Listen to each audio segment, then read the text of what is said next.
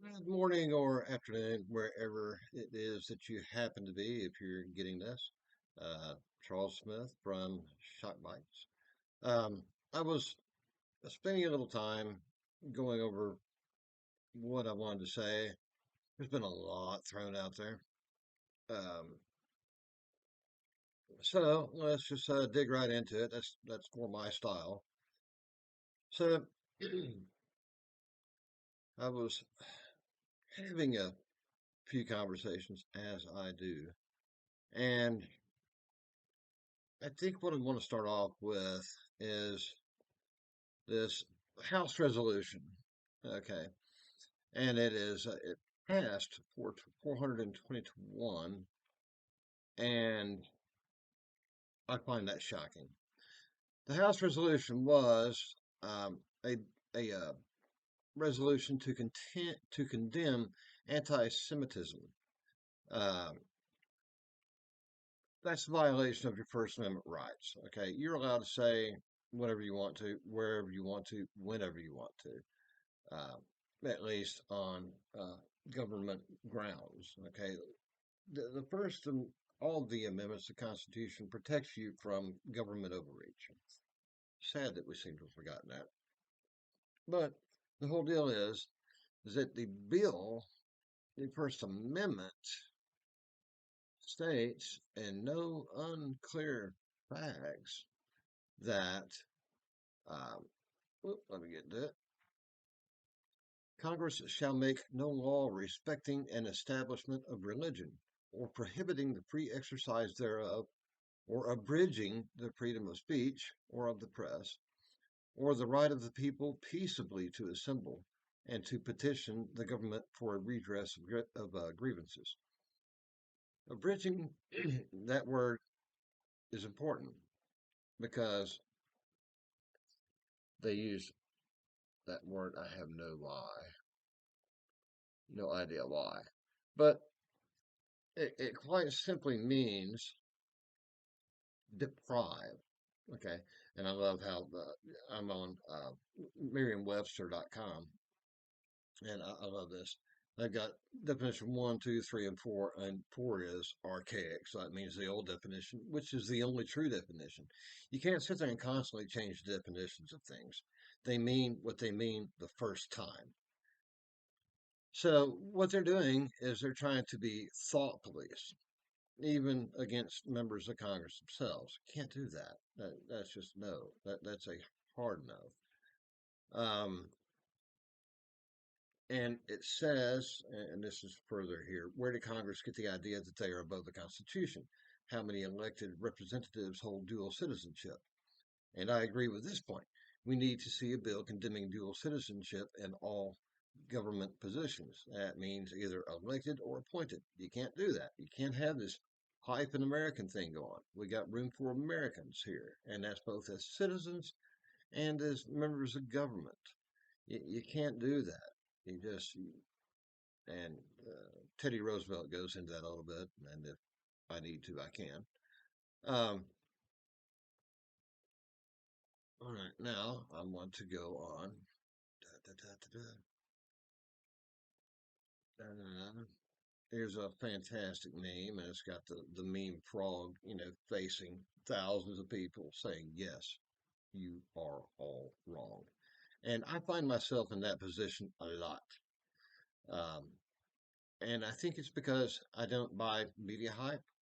I was against uh, the hypodermically applied gene therapy from day one. It is not a vaccine. The original vaccine definition was, and I'm paraphrasing here because I don't know the exact definition off the top of my head, but here's the way vaccines were made originally is they used dead viral cells and they injected a super small portion of those into your body, which lets your immune system look at those. They recognize automatically they don't belong in this body, but what they do is they memorize the genetic makeup of the cell and they figure out a way to kill it. That way, if it ever comes back around again, you cannot contract it, much less spread it. That's the original definition of a vaccine. And now what they've tried to do is pirate the definition for things like the flu vax and COVID vax and all this other crap. They aren't vaccines. Stop calling them what they are. Take that power away from it. Okay, where else was I here? Okay, that's a meeting I got to go to. All right, now got a buddy of mine that I talked to, and I'm going to blow this up a little bit. So give me a second to make the adjustments so that I can read better. Uh, I've said before on the topic of the just war doctrine what I firmly believe to be some declaring factors of acceleration of aggressive and/or hostile activities regarding surveillance. Now we are looking at specifically espionage from our executive branch directly committing an act of war on the public through invasive espionage tactics. Each time an unwarranted collection of mass data is collected on communications, email, and phone for the specific instance is a clear violation of the FISA and Patriot Acts. However, there are no penalties listed under either act. FISA lists the establishment of an ex parte court, which has no history of doing more than holding reviews, investigations, and authorizations of action perpetrated by executive agencies. Furthermore, we have both many state laws and federal laws regarding the collection of a private citizen's conversations and communications via the Federal Communications Act of 1934, the Federal Wiretap Act, and individual state acts that show a decisive understanding that unwarranted espionage against a person or group of people is a heinous act and criminal. Many state laws are at least a one party consent format on the recording of phone calls. To say this is unethical would be the understatement of the, and this guy says year, I'm calling it century.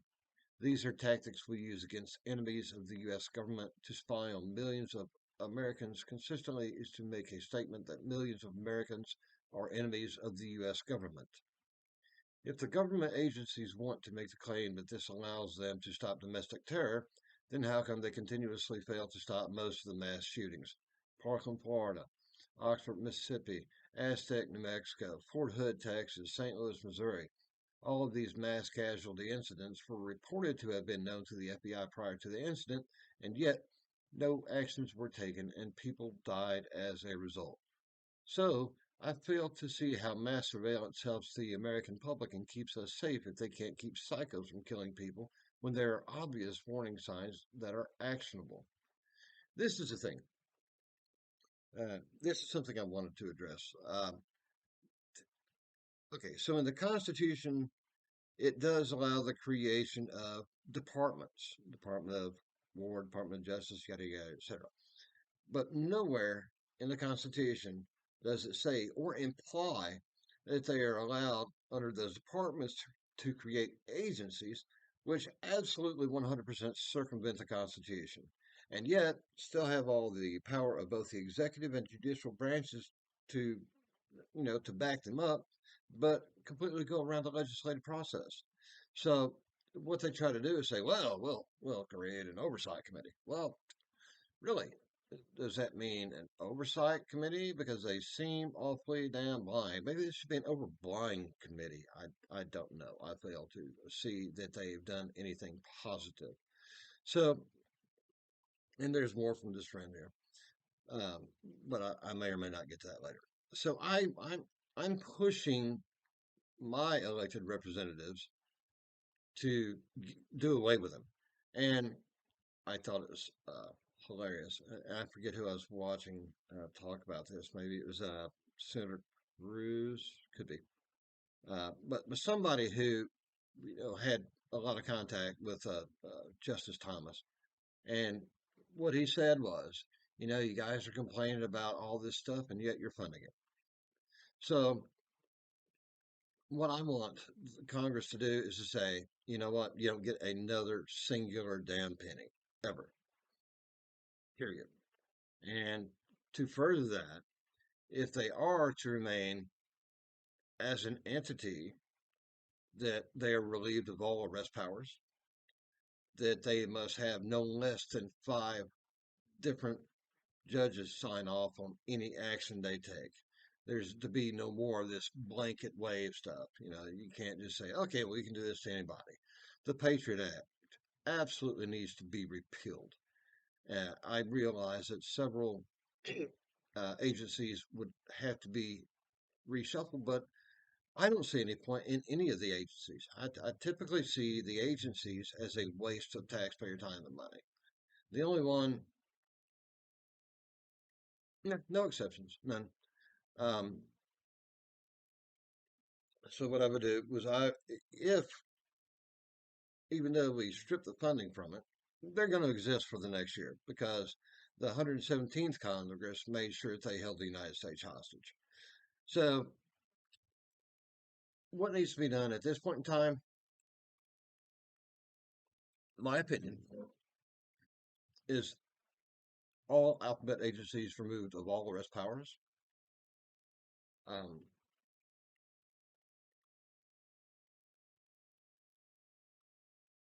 yeah, remove all arrest powers from all the agencies. Um, and as far as the IRS goes, there's absolutely no need for that destructive agency. Um, here's how you fix that particular issue. You you get rid of all personal income tax. You get rid of all business tax. You get rid of every single tax except consumption tax. Now, people who have a lot of money buy a lot of stuff. I mean, it's just a requisite. But what you do here now is you get rid of all tax exemptions. They are no more. They no longer exist. And even if you want to throw religion into the bucket, you can go straight to it. Where Jesus says, "Give unto God what is God, and unto Caesar what is Caesar," or maybe the reverse of that, or give Caesar unto Caesar what is Caesar's, and unto God what is God's. And so we're all fine with taxes. Everybody's fine with taxes. So let's make it a flat 5% rate. That way everybody has equal skin in the game and no exemptions ever, period, for any reason. Um, now, the next thing that I want to talk about is the spending our tax paid dollars. Okay. Now, it's really easy to get us out of a lot of situations when you simply default with China. You just say, you know what? This is on you. We're calling it square because, hey, you released this crap on the world. Have a nice day. We're not paying back the whatever multiple trillions of dollars. We're simply not. Handle it. And if they get bent out of shape, well, they get bent out of shape. And eventually they'll learn that living on fiat currency was a bad idea to begin with. Um, but